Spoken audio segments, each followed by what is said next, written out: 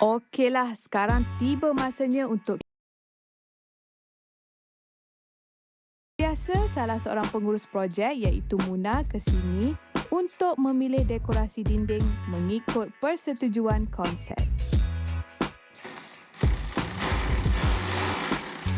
Proses seterusnya ialah pemasangan rak pada dinding. Rak yang dipilih perlu mempunyai pelbagai fungsi untuk menjimatkan ruang. Memandangkan ruang bilik tidur ini bukan sahaja untuk Nurul, tapi untuk adik-adiknya juga. Maka rak dan perabot yang lain perlu dipilih mengikut keserasian serta praktikal kepada penggunanya.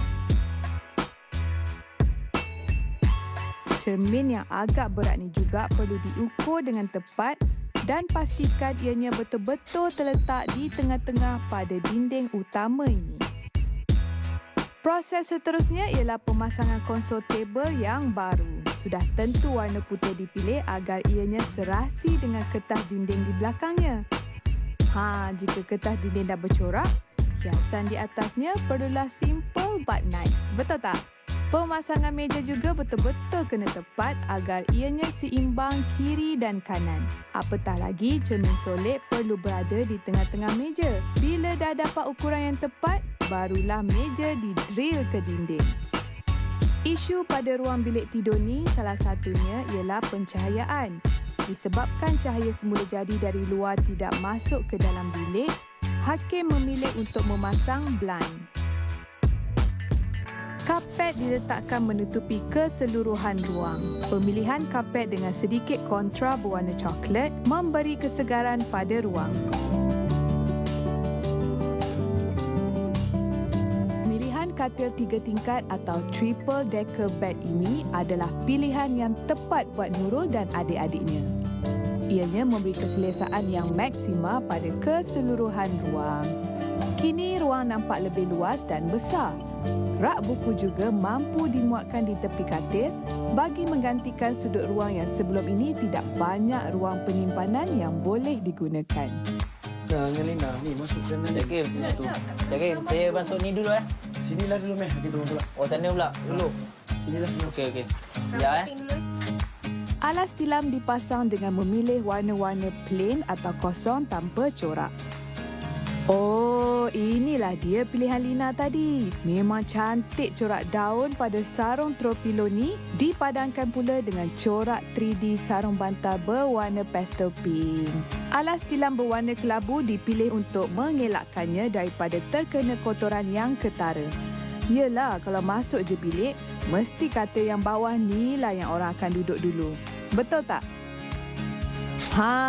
Kalau anda perasan, corak daun pada sarung bantal diambil sedikit elemen tropikal pada kertas dinding. Akhir sekali, alas tilam berwarna putih dialas pada bahagian bawah sekali pada katil. Walaupun ianya jarang digunakan, seelok-eloknya tilam perlu dialas agar ianya bersih dan kemas. Memandangkan Nurul dan adik-adiknya suka membaca, rak buku yang lebih praktikal diletakkan di sebelah katil. Warna putih dipilih supaya ianya serasi dengan katil dan perabot yang lain. Nak, macam kena susun 3 dan nak. Cuba kita letak dulu. Nampak? Tak apa, yang atas tu cuba kena naikkan.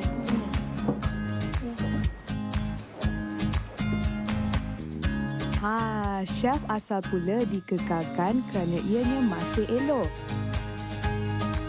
Meja belajar Nurul juga dikekalkan. Ini bahagian di dalam bilik perempuan yang paling menarik iaitu meja solid. Transformasi daripada ruang sebelum ke ruang baru amat ketara dengan menitik beratkan pelbagai faktor. Hakim dan ID team amat peka dalam segala isu dan permasalahan. Malahan menerapkan keluasan dengan susun atur serta pilihan perabot yang lebih tepat. Kini ianya lebih luas, teratur dan lebih cozy. Sekarang ni kita berada di California. Bukan Bukan. Bukan. Dekat rumah Nurul. Dekat rumah Nurul, bilik Nurul yang saya tak sangka-sangka boleh transform. Cantik sangat Hakim. Saya perasan juga Hakim tinggikan shelf tu sikit. Oh, shelf tu kan. Boleh capai ke? Okey, sebenarnya shelf tu sebelum kita letak, kita dah kaji juga dulu. Kita tanya mak dia macam mana ketinggian dan sebagainya. Sebab kita dah kaji dah pasal anthropometric kan. Jadi anak dia berdiri masih lagi boleh capai benda dekat atas tu. Dan tak adalah kita terantuk Kalau tidak masuk-masuk bilik dah terantuk. Jadi kita menjagakan dari segi ketinggian dan juga bila nak ambil barang masih lagi boleh capai. Okey, sebelum kita explain lagi detail, kita jemput dulu. Jemput dulu ibunya. Surprise! Surprise pertama kepada ibunya.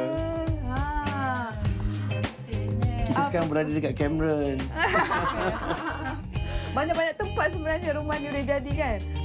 Okey, kalau macam tu dengan cerita anak Walina dah sampai sebenarnya kan Nurul? Sampai dah balik? Dah balik dah. So, bersedia ke kita nak jemput dia? Nak surprisekan dia sekali lagi? Okey, kita jemput Nurul masuk.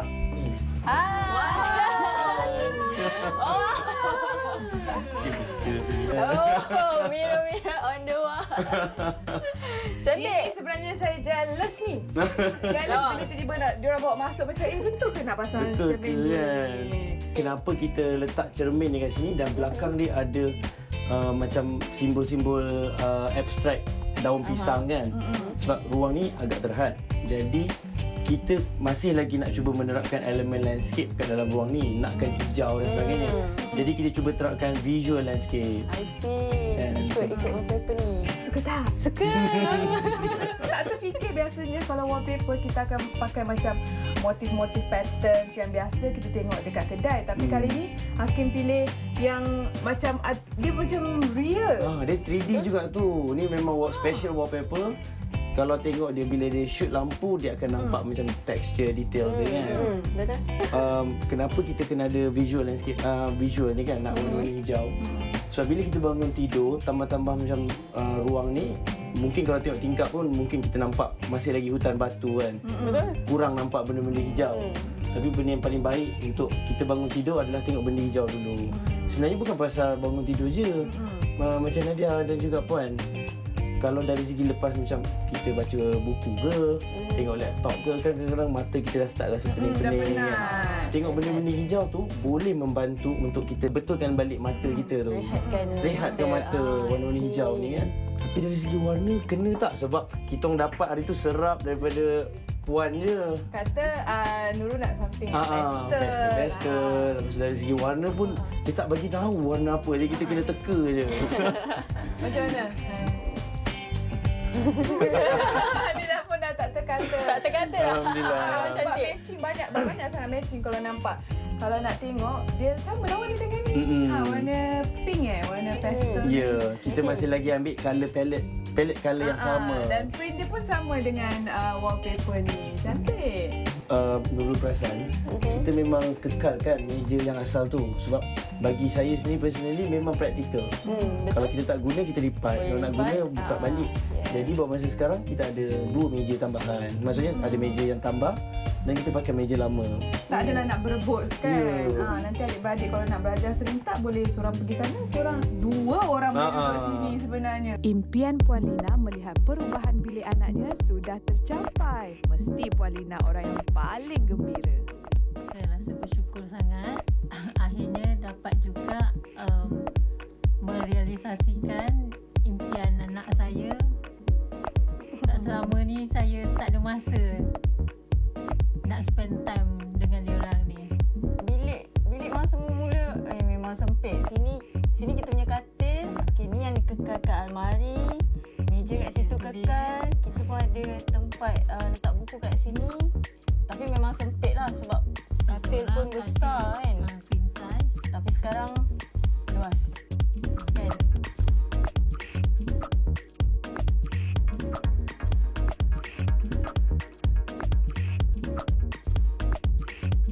Konsep katil ni kenapa kita buat double decker dan ada layer bawah.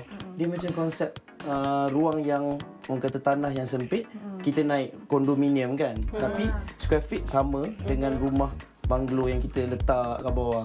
Ramai orang boleh duduk. Ramai orang boleh duduk sebab macam Nurul sendiri ambil architecture kan. Jadi kalau ambil architecture pun tahu pasal minimum ruang untuk seorang bilik kan untuk orang dewasa minimum dia 60 ke 80 minimum. Jadi untuk ruang ni sebenarnya 90 ke 95 Untuk tiga orang. Sebenarnya dah macam kat Jepun dah. Jadi kita cuba buat benda yang praktikal. Lepas tu kalau Nurul dan juga Puan perasan, kita banyak terapkan elemen-elemen cermin tadi. Bukan hanya untuk orang kata hiasan, tapi ruang yang sempit ni bila kita banyakkan elemen-elemen cermin, dia akan buatkan ruang tu tampak lebih luas. Ingat tu dan tulis. Elemen cermin tu penting tau dalam dekorasi ruang terhad. Perubahan bilik Nurul ni memang ketara 360 darjah. Lepas ni, Nurul bolehlah meluangkan masa dengan adik-beradik dia dekat dalam ni dengan kawan-kawan sekali. Dah tak sempit dah. Tak sempit dah lepas ni. Itulah kita nak ucapkan terima kasih kepada semua penaja yang menadikan episod kali ini. Sehingga itu menguasai ruang. Melaksanakan Impian. Bye. Bilik yang dahulunya tiada karakter, mempunyai pencahayaan yang kurang, tiada ruang peribadi atau ruang persendirian buat setiap individu, kini lebih memberi kepuasan buat penghuni bilik. Semoga idea ubah suai ini dapat memberi manfaat buat semua. Sekian dari saya, Nadia Nisa. Jumpa lagi.